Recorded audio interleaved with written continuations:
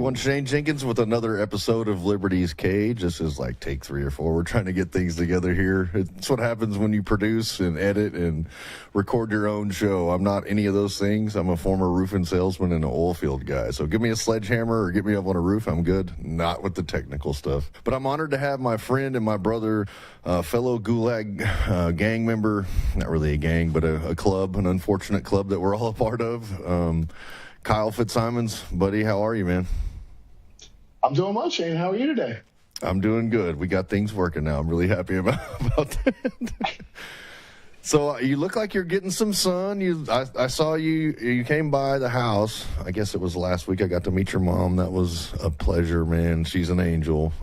Just thinking about the prayers that she used to say for you and and all of us and the ladies in her Bible study and stuff like that. Just really, I don't know, it just really kind of hit home. I had a good, it was good seeing you, man. I always feel like whenever I'm around a J6er or especially people that I'm close to that we did a lot of difficult emotional, mental time with, that I just feel like a little sliver, like I feel like my heart's kind of been shattered and I feel like a little sliver of it's been added back to it. Well, I got to say is that it was a pleasure to share my mother with you. She's a wonderful lady, and I know she enjoyed meeting you and sitting with you. And we're basically meeting one of her son's brothers. And that's exactly what we are, Shane. You're one of my brothers. What we went through is something that is formative, certainly, to say the least. And I know she was very happy to finally meet you. So I'm glad we came through.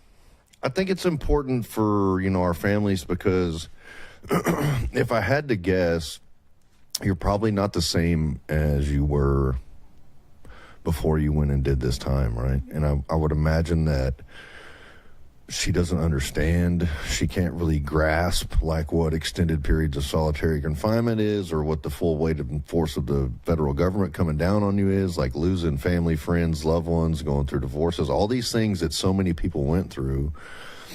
She doesn't really have any, she only has your example, really, I feel like, unless she's met other people, which maybe she has, but I feel like, we were talking about, I still have over here in the corner my unpacked January 6th baggage, right? And we were talking about this earlier before the show, and I think there was kind of an issue there between you and Mom.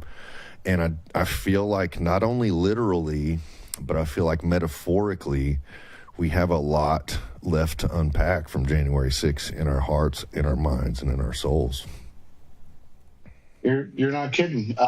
One of the things that befell me inside was a divorce. And, you think about the life that you put on the altar when you became involved with something like this and what you didn't get back and who walked that road with you and who didn't. So, coming home after pardon was not the homecoming I think a lot of us envisioned. I would say there was a serious regression in my life. I'm living at home with my mother, and I got to say that just as you spoke about, like the unpacking, there's a lot of trauma that we're healing through, and I needed a safe space.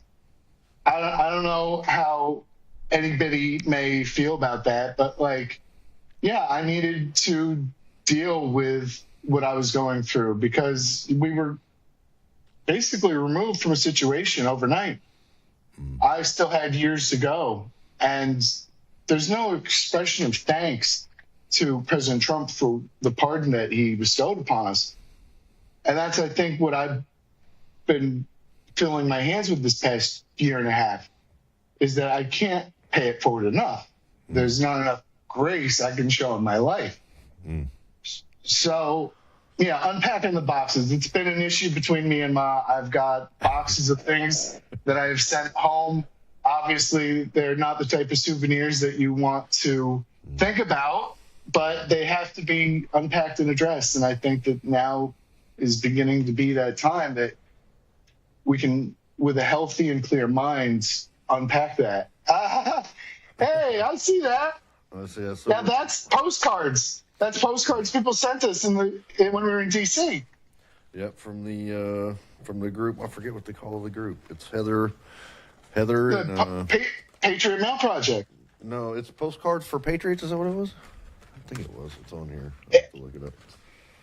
Yeah, Postcards for Patriots. Yeah, it was the group from Virginia. That's right. Postcards for Patriots. Heather, I won't say her last name, but she watches the show, and this actually flew over the banister on the 4th of July, and I've told this top story. tier. Yeah, top tier. And I've thought about, like, you know, these things have, you know, Melis's name, there's Jeff Sable. We all donated postcards to it, yeah. Yeah, I have some for me, Garrett Miller, Sable. But, you know, I'll never forget, you know, watching those fireworks through the bars. Through the bars. Man, and yelling still there, like, God dang, you know, like, just, you can't write a movie script like that, you know what I mean? It's just something that is, I don't know, I feel like I went to war and I come back and, like, all I get to talk about is, like, my war stories with my buddies, right? And I feel like these are some of the things that I get to share, but they are, you know, I think I'm getting sentimental as I get older, but, you know, as much as I hated some of those days, like, I honest to God, I wouldn't trade them, man. Well, it was something that you had said, which was a beautiful thought back then, which is that it's an honor to suffer with you men. Mm-hmm. And honestly, when we were going through it and 23 hours a day in that cell and then singing the anthem through glass at 9 o'clock, like, that was the solidarity that we had to expect from one another, because who else was there? Nobody. The guards weren't there for us. Our families couldn't be there for us, you know. There was no visitation. And that's, Shane, that's what it's like. Beautiful organic displays of support propped up around us, like the Freedom Corner outside the jail. And those live streams basically showing the solidarity on the outside. Right. Just really, like, yards away. Man. People, free Americans, were singing the anthem with us while we were inside, locked up. Well, I know I got letters from people saying, you know, they used to bring me to tears. They would say, you know, every night at 9 o'clock, we take the kids and we stand on the front porch and turn on the porch light and sing the anthem with you guys in unity. And I'm just like, they really are here with us. They do. There are people that care, because I don't know if you remember or not, but man, that first, like, year, especially the first 6 months, was like, we were like pariahs. We were like, we were radioactive, do not touch, steer clear of. Oddly enough, Vladimir Putin was the first one to actually mention us in a backhanded, like, you know, yeah. He was given, I guess Biden was giving him a hard time. Who was the guy that eventually ended up getting killed in Russia, but he was a political protester for... Navalny. Is it? Yeah, that's what it was. I can't remember. Navalny. Navalny, yeah. It was Navalny. Yeah, Navalny. And, you know, Biden was like, you've got this guy Navalny as a political prisoner. And Putin was like, well, you've got people who went to protest and have their voices heard right there in Washington, D.C. at the Capitol, and you've got them right there in D.C. being held hostage. So it's weird that a foreign leader, would understand and know that we were there. You know what I mean? And be somewhat sympathetic, or, you know. Well, I think that there was obviously this idea that maybe the response was a little heavy-handed. To say the least. Understatement of the year. But I'm not... Here's the thing. At that time, if you think about it, like, if you bought what they were selling, we were terrorists, Shane. We were people that were not deserving of any mercy. Yeah. And that really struck a chord with me, because, you think about maybe what motivated you to go that day, and it certainly wasn't the end of the country that you loved. It wasn't No. trying to subvert overthrow the government.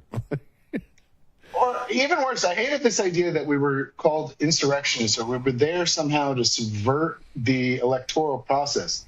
When, if you think about the day and then the laws that were passed afterwards and the precedents that had been set in history prior to, yeah, January 6th is a very important day because that is the day the election is certified. And if there's an objection to the certification, like there were at the time, that's a time to object. Well, this blows my mind. Why, if we were getting what we wanted when we were protesting for them to object, right, why the heck would we interrupt that process? Yeah, it doesn't make any sense. But it makes sense when you think about, everybody was paraded into the rotunda for the photo shoot of look at these insurrectionists. But conversely, if you had that manufactured event on the east side with Columbus doors opening, on the west side where you and I were, it was a much different story. And I think that is where a lot of people maybe know or don't know that the ugliest parts of January 6th occurred on the west side of the building that day. I got to say this. Let's circle back to January 6th in a minute. When we come back, we got to go to commercial break here in like 20 seconds, but I want to hear who Fitzy used to be. I believe he used to be a butcher somewhere in there. You don't spoil it. That's a teaser for everybody when we come back from break. We're going to get back. We're going to come back with Kyle Fitzsimons, my brother from the DC Gulag. We're going to be back with more Liberty's Cage right after this. Most people think they have options when searching for the best deals when they travel. But here's the shocking truth. 100% of the major travel agencies are owned by just two entities, Expedia and Booking Holdings.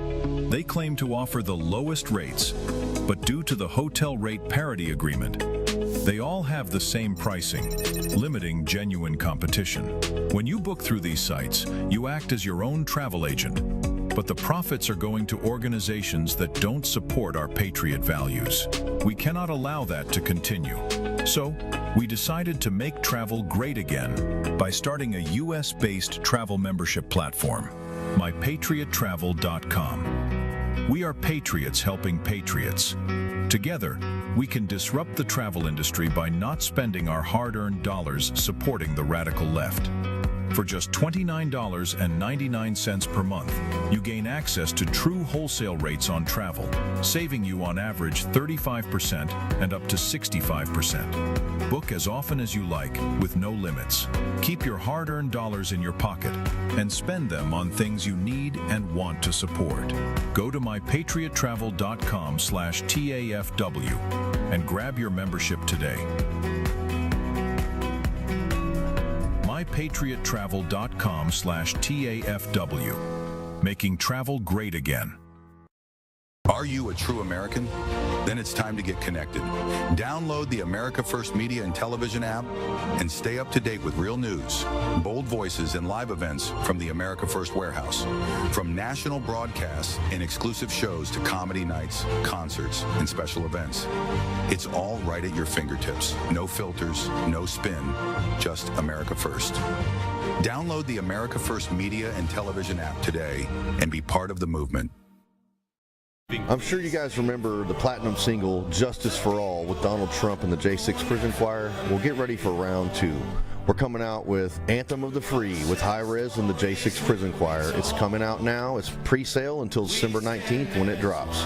Get yours on all platforms, Google Play, Apple iTunes. Get it. It's going to be hot. Justice for all, our voices ring. The anthem of the free. It's me, Joe the Box, the America First Warehouse, most patriotic venue in all the land. The America First Warehouse, a beacon for all to see, a symbol of unity. For the patriots of America, we stand tall and free. In the America First Warehouse, where our hearts will always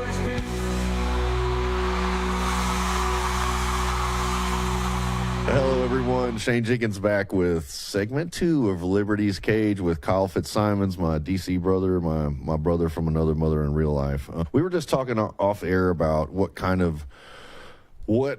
brought us to DC, and Kyle brought up some interesting stuff. But I'm going to kind of share, like, I knew, like, in my spirit before I ever went to January 6th. I was actually, this started back in October, really the summer before. 2 young men I knew had died. They were involved in drugs and violence and stuff like that. Like, they were really younger versions of me. They were like 21, 22 years old. They used to come to my house because they knew it was a safe place where they could just talk. We celebrated their birthdays with them and stuff like that. Me and they were friends of my girlfriend. And one of them died running from the police. He drowned. The other one somebody gave him a hot shot of drug. They gave him drugs with rat poison mixed in it. And both of them died within about 3 months of each other in the summer. And this was during, COVID lockdowns and all that stuff had kind of happened. And I voted during that period in Texas, and then this kind of led into, I remember God, like, telling me, I saw this fire, and it was like a fire ring. Like, there was a stone around it, and it was like, God's like telling me, like, Shane, he goes, you're not in the fire. He's like, but you're dancing around it, right? And I found there's one thing I know in the Bible that says God is an all-consuming fire. And I watched him literally consume those young men. They were living their lives, and they got consumed. And it scared me whenever I heard that, like, whisper in my head. And so I moved from Dallas-Fort Worth to Houston, was the best man at my friend's wedding November 1st, watched the election November 3rd. And from that point forward, I just really, I had this, and this is going to sound weird, but I literally had a picture, a painting, like, flash before my eyes, or like a vision, right? And it was this little boy on, like, this cliff ledge with this giant wave, like, crashing down. And I felt for that little boy, but I knew that little boy was me. And it was like, he's all alone, and this giant, like, 20-foot wave's about to crash down on him. And I told my mentor about it, and, we're doing prison ministry, going into prison, sharing the gospel and stuff like that. And he's like, storms come, storms come and they go. It's like a pruning. It could, storms can blow down trees or whatever. Like, it's not necessarily always a bad thing. And he got me this hat, and it said "Into the Storm," and it has this story, this buffalo story, where when storms come upon a herd of buffalo, they turn and they face into the storm, right? And it just was this whole thing. I got fired I called my boss out for stealing from his employees on the roofing company that I was working for. He was lying to us about how much money it was costing to put the roofs up and all this stuff, cheating us out of money. He fired me on the spot. So when Trump put out that fateful tweet that said, "Come to D.C., join the Stop the Steal rally, and then we'll be wild," in all capital letters, I had a pocket full of money, and I was like, well, and I just felt like, and I had been following Q and QAnon and all that stuff, and I just felt like, I think the most intense driving force behind me was, like, I with my own eyes, noticed the anomalies in the election. Whether it's 200,000 straight votes consecutively, like, that's statistically impossible. You got more voters voting in counties than are registered to vote. You got the Fulton County debacle with the thing out from under the table. You got them kicking out the poll watchers and all that. Like, there's just too many. And then the COVID mail-in ballots, all that on top of everything else. And I'm only talking, like, really limited, like when we wanted them to challenge the 5 states, the swing states, with very small margins, like 11,000, 10,000 votes, in there. That's not very much. Like, especially in these cities that have millions of people, that's a very fine margin. And, I felt I would be remiss if I did not go to Washington, D.C. to make my voice heard. I'm not going to lie. Part of me, there was there was some 1776. I am part Scottish, so there's some 1776 in there. I didn't take guns and wear a suicide vest though to go overthrow the government.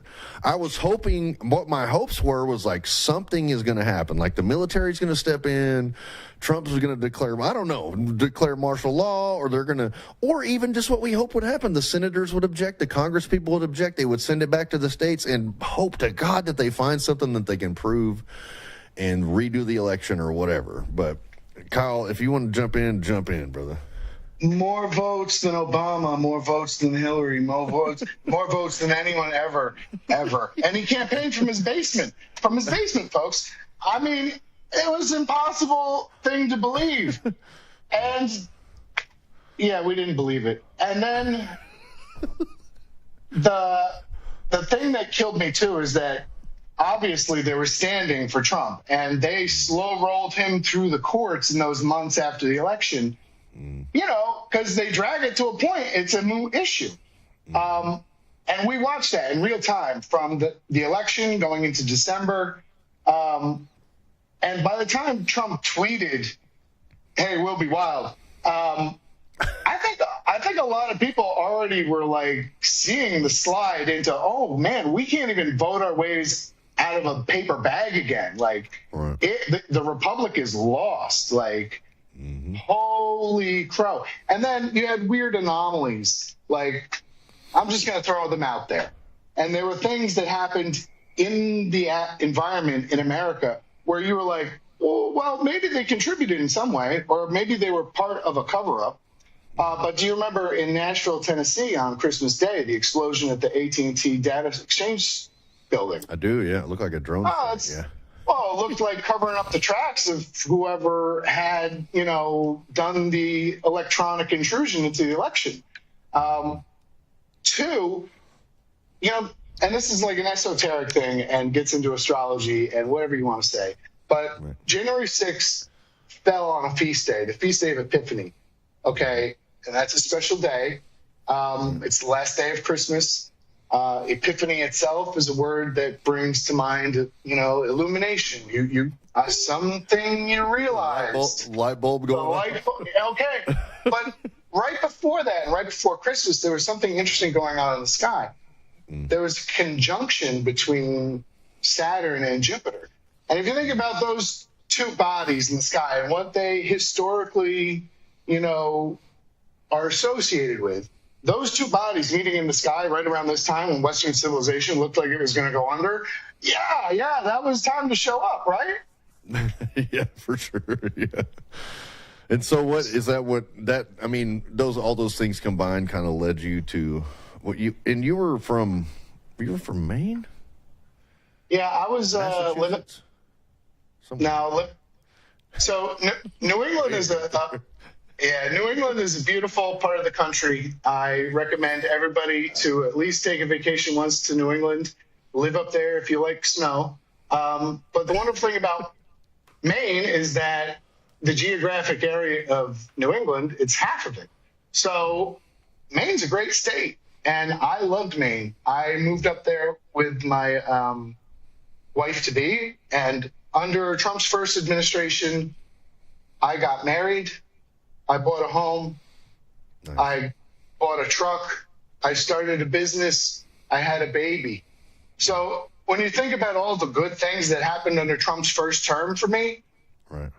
Certainly I felt like no other president in my personal history had ever done more for me or my country than that man had. And certainly, again, this idea of him pardoning me when his next term, all I can say is that I'm eager to build back all the things that I had built in his first term. That's right. And as far as like what may have motivated me, obviously there was some historical precedent with, I believe, the Quincy Adams presidency and Andrew Jackson. So he who counts the votes is important. Obviously.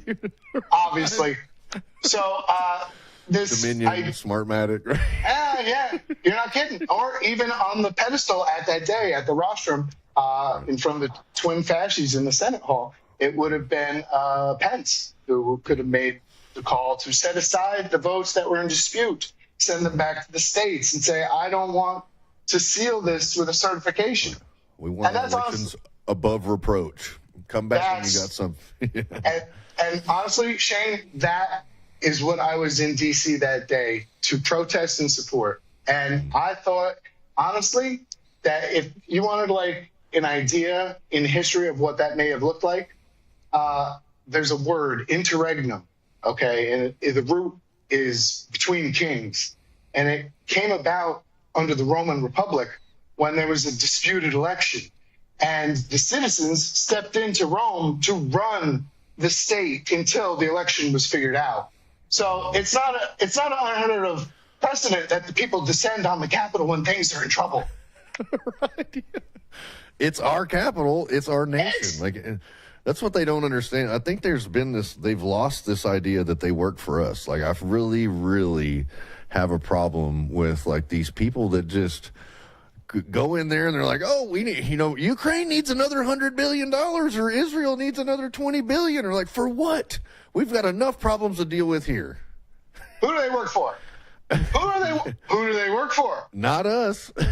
Listen, if you're a political observer at this time, I think that there's a definite fight for the soul and future of this nation.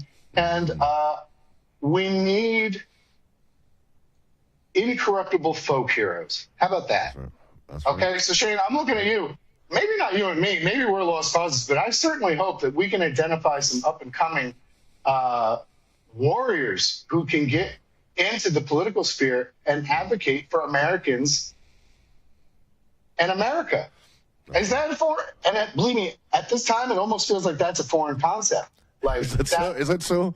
Yeah, Chuck Grassley was like, I think it's in America's best interest to send another such and such $1 billion to Ukraine. And I'm like, how hard is it to understand? Like, how lost are you that Americans deserve to be taken care of? We got to go to commercial break, Fitzy. We'll be back with more Kyle Fitzsimons and Shane Jenkins, your host of Liberty's Cage, right after this. It's me, Joe the Box, the America First Warehouse, most patriotic place in all the land. Hey, I'm here getting cleansed up. You know why? Because Sugar Creek Goods is a great place by patriots, making patriot soaps, making me smell nice. And that's what's nice. Who wants to go down the street and smell of somebody bad in New York City? Hey, by the way, what's this thing for? 250 years ago, a nation was born. Built on courage, driven by freedom, defined by patriots who stood their ground. Today, we don't just remember that legacy, we wear it. This is more than a shirt. It's a symbol of strength, freedom, and pride. I'm Steve Stern, COO of theflagshirt.com, and I invite you to celebrate 250 years of the United States with us. Wear your pride, stand for something, get your shirts today. You know what is more disappointing than Gino Visconti, everyone? My sex life? No, bad cell service. Let's make fun of Gino. Oh wait, he's here. Well, speaking of the opposite of his sex life, these people have towers that are huge and they're everywhere. And while you're traveling, you can use these huge towers. PatriotMobile.com / it bends to the right. I don't have to tell you. TAFW. And then you can talk about me behind my back. Patriotic people doing patriotic things. Corporate transfer. Fine professional, moving and storage, and inventory management.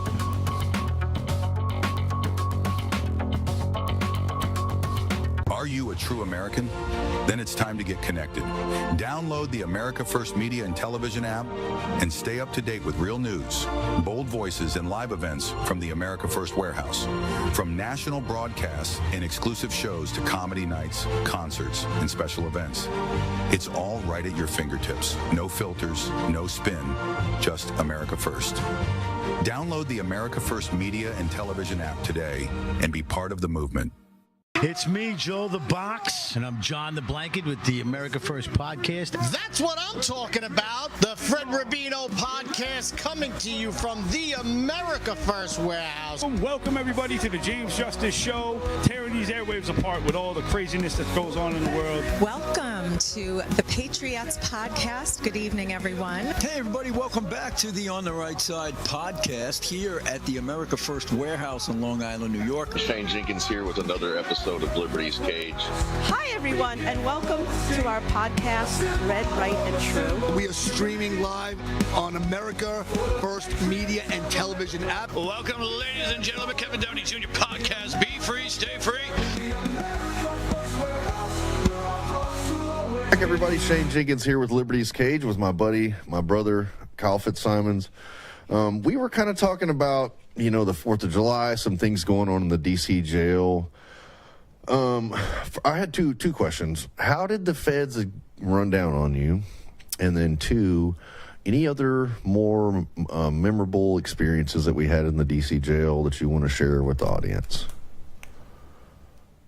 Well, I got to say, comparatively to a lot of the other January 6ers, my arrest was very constitutional.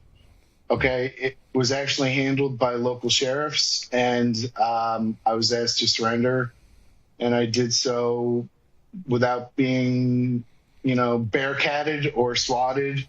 And they were considerate enough to, not have that happen in front of my 18-month-old daughter at the time.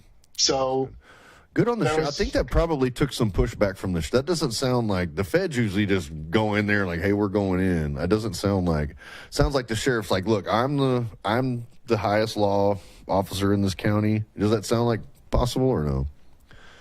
I want to believe that. Shane. I don't know why they handled me like that, but I'm grateful. Believe me, I'm grateful.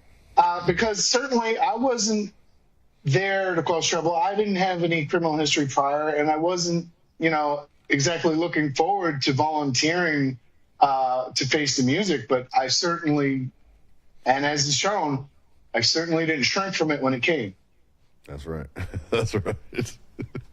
That's right. So you get arrested and we end up in the DC jail. Like, what do you remember from that? Like, is there, you used to do, I will say this, I want to give you some credit, man. I always could lean on you for historically. We had a lot of good conversations, you and I, Sable, but I always valued your insight into history and its relation to today, you know what I mean? And, but yeah, I just want to hear some stuff about the Gulag that you recall. You used to do the artwork too, the comics, like the comedic art type stuff too. Well, for me, the time inside was kind of debilitating. It was depressing, to say the least. And I think that you may agree, I was definitely the Eeyore type in there. I was definitely wearing on my sleeve the misery that I was feeling. And if you got letters from me on the outside, you may not have realized that. I may have actually encouraged you because that was how I wanted to be seen. I didn't want to project myself as this wretch that needed your pity. I wanted to encourage you because you were out there fighting the fight. I was already on the sidelines. What am I going to do? You're the one in the trenches right now. You're the one who needs the motivation. You're the one who's got to deal with Biden on the streets. Yeah, that's right. I was a done deal. And I did like making the art because, it allowed a little bit of political cartoonery, allowed me to be creative, provide an outlet. And I think a lot of people responded well to that. I mean, they made books about the letters I was sending out. And I'm proud of that time. And another thing about that time is that certainly it was done to us to achieve a narrative. When you think about us not being able to get grooming, having to present ourselves in front of the judges looking like unshaven homeless people, yeah. Really, like this was what we were dealing with, and the no religious services, the no visitation, obviously, when we left the D.C. jail, you have to understand that there was a remarkable amount of reform that we were being thanked for by fellow inmates and guards, because honestly, we were so high profile that the microscope got put on them. They had several visits from the marshals, from congressmen, congresswomen, groups of people coming. multiple occasions. So you got to think of just like it by just sheer, inertia. They had to change and improve. And I think one of the things that I take away is they didn't have delivery of hot food in hot carts before we started writing grievance paperwork on them. Yeah. You think about how many men and women have been through the DC jail. Right. Give them a hot meal. Yeah. Give them a hot meal. Right. How difficult is that? What's funny is I've been to CPAC twice. I went to Turning Point once, and I think I've met more Congress people in the DC jail than I did at any one of those events, or all of them combined. Well, I'll say this. I think maybe talking to Congress people, because part of my case was that I did try to talk to Congress people ahead of January 6th, trying to get them to object. Everything you can say will be used against you. So, yeah. Did they use it against you? Did you go to trial, or what did they do to you? I don't even remember. I'm just if you want to, you can. I did go to trial, and it was one of those situations. 5 years? No, it was a biblical number, 7.5. Okay. And you got more than me, and you didn't even have a criminal record. I got a story for you. Because it really. That's horrible. I'm laughing, but it's not funny. But it is. I mean, it's not. It's horrible, but. So I don't like speaking ill of anybody or being bitter about anything in this whole process, because we've walked a long road. I think at the beginning of that road, you like to blame others. Middle of that road, you're blaming yourself. At the end of the road, you don't blame anyone. You understand that. Right. You're like, it's time to go. This is your path. So. What were we talking about? We were talking about you got more time than me. Oh yeah, all right. So my judge, this is like the thing you block out some things, and it's like, well, I had a very interesting judge. His name is Contreras. Okay. He had made some comments prior to selecting what type of trial, which were maybe alarming. Alarming. He said, alarming. He admitted to taking Michael Flynn's plea deal. He put on the record ahead of things that there's rumors of him being part of the deep state. He sat on the FISA court under, the Russiagate stuff. He's personal friends with Peter Strzok. So it's like he's listing these things off to me before I say, okay, I'll take you for the bench trial. Is that when he listed them off? Yeah. I still took the bench trial because what was the jury pool doing? Oh, yeah, that was bad. Yeah, there was no way, Shane. There was no way, Shane, that we were going to get any fair shake at this. And that's why I took it to trial, and that's why I did do a bench trial, because we already filed motion saying that we didn't think the jury pool was unbiased. So why would we then accept a jury after saying that? Right. Yeah. No, they were biased. Yeah, I get what you're saying. They denied my motion for a bench trial, but my thing was, and I think Judge Mehta denied mine. That was part of my appeal, which is really unprecedented. They've never heard of anybody doing that.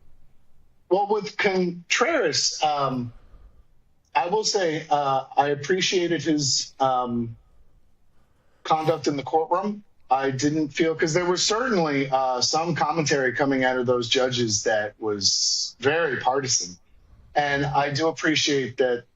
I did not perceive that from Judge Contreras. And interesting thing in my sentencing is the story I was getting at about the 7.25 years I was sentenced to, is that the DOJ was going for twice that. They were going for 15 and some odd years. And at sentencing, the prosecutor brought up the fable or the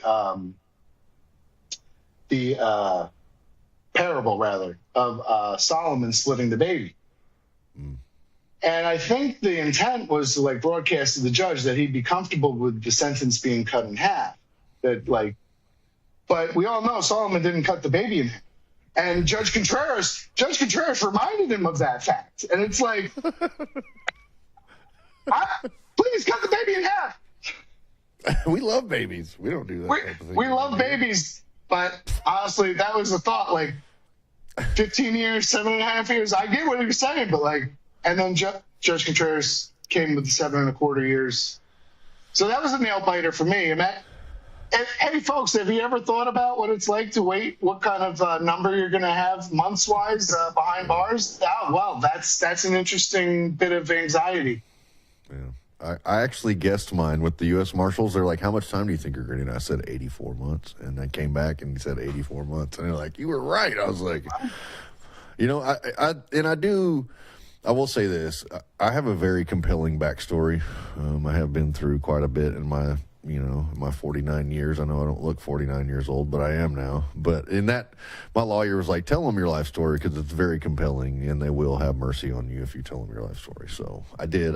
He did tell me. Judge Maida was like, "I noticed you didn't say one thing though. You talked for 20 minutes and you didn't say this. You didn't say you were sorry." And I sat there and I was like, because I'm thinking, because I'm not sorry, because you guys literally stole an election right out from underneath the American people. All these people, and I think about all the harm that caused from, the girl in Georgia, I guess Lake and Riley that got murdered, all the open border things, Jocelyn Nungry that got murdered and raped in Houston by those two illegal immigrants, and just all the deaths that it caused. You think about all that, and I'm not sorry for fighting back when I was assaulted. Well, the 4 deaths that day. Yeah, for sure. Only protesters died on January 6th, and they died at Freedom's feet. Freedom is the statue that sits atop the Capitol. It faces west. Those people died at Freedom's feet. Yeah, that's right. Well, we'll be back with more Liberty's Cage right after this. The America First Ultra MAGA store. For all your MAGA needs. We sell t-shirts, tumblers, flags, hats, sneakers, bumper stickers, and a whole lot more. The most patriotic America First retail store. The America First Ultra MAGA store. It's me, Joe the Box, the America First Warehouse, most patriotic venue in all the land. The America First Warehouse, a beacon for all to see, a symbol of unity. For the patriots of America, we stand tall and free. In the America First Warehouse, where our hearts will always be.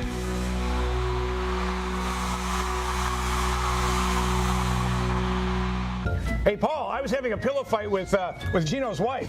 Me too. Yeah. She's not supposed to stay up that late. I have the video. And now let me tell you, talk about soft. When I think soft pillows, I think of, other than Gino's wife, mypillow.com. Because these are the best pillows you're ever going to get. You can go to mypillow.com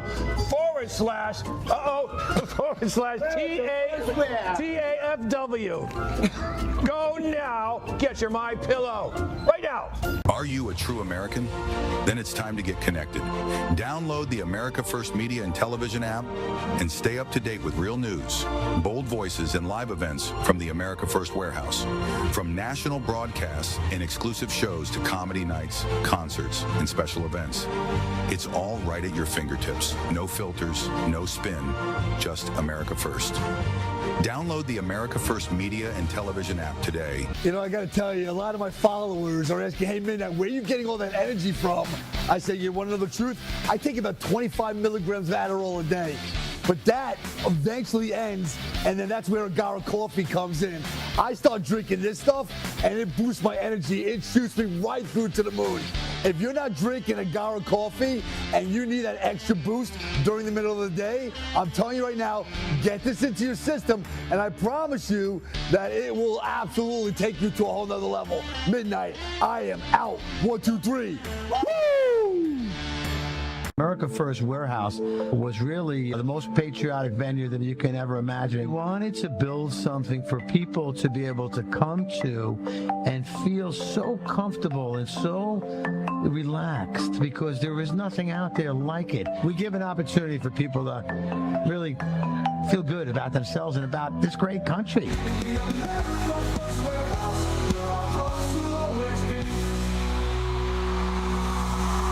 I'm Shane Jenkins, your host of Liberty's Cage, with your last segment with Kyle Fitzsimons. We've been talking about a lot of heavy things. Fitzy, we talked about some job stuff.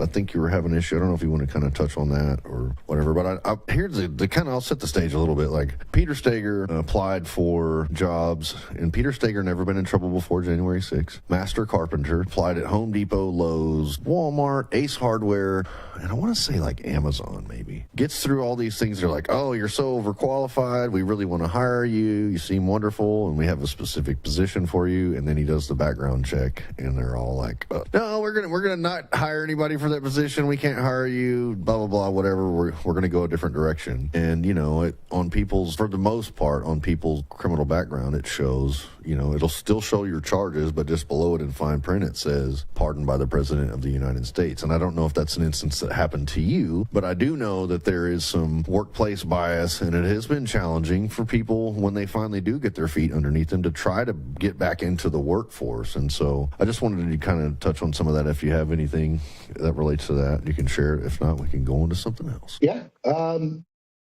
Prior to January 6th, I had been working as a meat cutter, as a butcher. That had put me in contact with people raising their own animals. It was something I had gotten into as meaningful work. And at the time, I thought a lot about sparing people the emotion of having to dispatch animals that they had cared for. As a final service, I could take that suffering onto myself and, you know, provide a service. But after you go through something like this, do you really want to go back to a line of work like that? And I got to say the answer is honestly no, I don't. And this past year, like I said, a lot of grace paying it forward. I've been volunteering wherever I can. Most consistent place I volunteer with is the Prison Book Project in Titusville, Florida. And they have a mission of sending Christian religious texts, Bibles, into prisons and jails across America to the captive audience that absolutely can benefit from the good word and the good news. But this past year, I had the wonderful opportunity to spend a quarter of the year as a beekeeper. And I had hives of my own in Maine and loved keeping bees. And when the opportunity arose for a local honey operation to take on a beekeeper, I really enjoyed that work. And I'll say it's also with a little bit of a sadness that I can say that because of my experiences, I'm a hard fit for labor now. Even passing background checks, even having a college degree and lots of experience and an ability to learn quickly, I'm altered. I have to say that there is now a significant portion of my life that is too exposed to the need for praise that I can ignore it any longer. And I'll give you an example. Today, I'm going to go meet a stranger in a nursing home. I don't know him, but he's a brother. I'm a member of the Knights of Columbus, and my father was a knight. my great uncles were knights, and it's a wonderful organization that has, provided a place for me this past year, a fraternity, if you will, and it's been wonderful for me. So that's what I got going on later today. Is again just continue to pay it forward because I love you, bro. I do. I'm proud of you. I know that we didn't pick this path, but I know, I'm sitting here producing and editing a podcast and heading a nonprofit. God took us out of our lives, and now we've got to figure out what our new calling and our new purpose is. And I think you're walking in that, and I'm cheering for you in that. And I think that this has been something that's been so difficult for everybody because typically, like Steger, he can't go do these things that he's very familiar with equipment or tools or whatever, or even if he wanted to. I don't know. It's like you say, some people don't even want to go back and do what they want to. I feel like we have such an opportunity to make such a greater impact on the world. And I honestly feel like working a 9-to-5 job would be a waste of our time. And I don't know how we make a living not doing that, but I think we've got to figure out how to do that. I think that's just kind of where we've got to land. But I think that we've seen a lot, we've experienced a lot. 95% of the guys have great hearts and want to serve and want to help and are believers, and service oriented. So I don't know. It's exciting. I can't wait to see, how it go. I want to hear about this guy that you're going to meet, and Well, I feel like one of the tragic things about a case like mine, having a divorce, having really having my ability to be a father directly in my own, daughter's life. And how did I redirect that love of the father? Because it still exists, it still burns. And again, it's like, do you have a heart so big now? Yeah, bigger. Because you think about what we held going that day. My mom had a wonderful thought about that. She called us canaries in the coal mine. Yeah. And the wonderful thing, about this canary is that this canary has come back from the dead. Yeah. So we gave our message. We warned the world. But we've been given this new life, and it's how do you top that? So that's right. That's the challenge for us now, is to find our purpose. And I got to say this, in the past 150 years, you think about all the destructive ideologies that have swept the continent, swept this planet, and what they have meant to relationships between men and women, between the old and young, between the poor and rich. And I got to tell you this, you and me, we're on the front lines. We are actively running out into no man's land, providing triage and pulling back people for life. For life. Well, I know.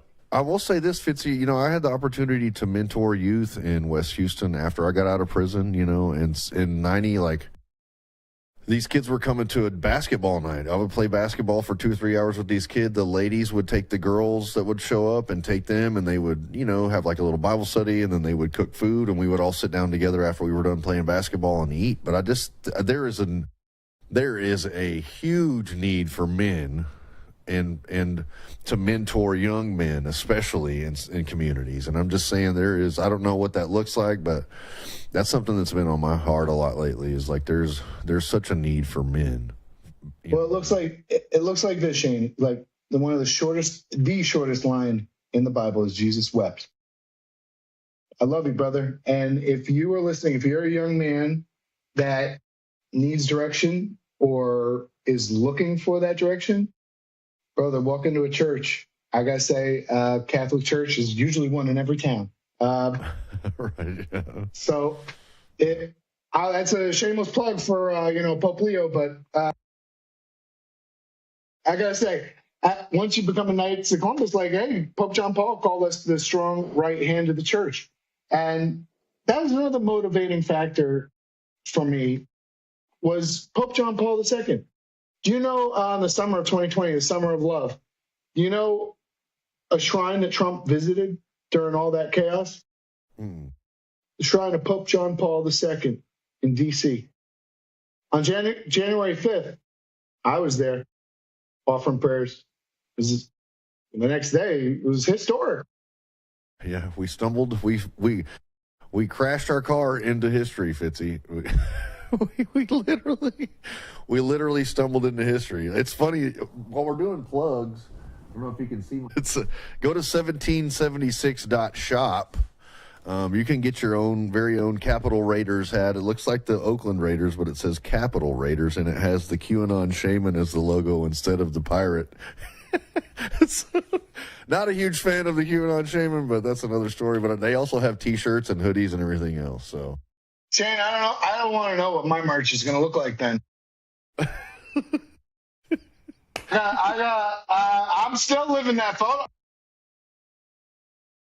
No, I don't think I can live that one down. Yeah, the whole Hey, here's Johnny. Like, what? Here's Johnny. There you go. That's good. Here's Johnny. Here's Fitzy. I'm sorry, Mom. I'm sorry, Mom. You know, I mean, I will say this. You know, I don't think there's what they were doing to people in the tunnel, and you know, to Roseanne Boylan, Ashley Babbitt, Kevin Greason, Benjamin Phillips, people. You know, it was uncalled for. They hit me from behind with a baton. They pepper sprayed me 4 times, and I had taken no action against the police. And I know. I ended the night in the ER. Yeah, I know you were unarmed and got the heck whapped out of you a few times, I think. So, hopefully they compensate you for that. So. At the time when I went home, I was just like. Right. Yeah. But no. Well, our time's up, Fitzy. We got to get out of here. Thank you so much for coming on. I'll give you a few seconds. We got like 20 seconds. You want to say anything?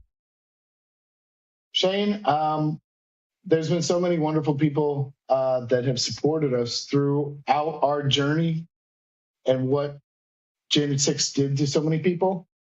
And again, this message is for the people who were not our supporters. I'm not a dragon that went unslain. I was punished, and it hurt. And I love you. You're my countrymen. Love across America, y'all. We're one country. Got to make it work, so let's figure it out. God bless you all. Thank you for tuning in for another episode of Liberty's Cage. Fitzy, we love you. See you soon, brother. God bless y'all. God bless you.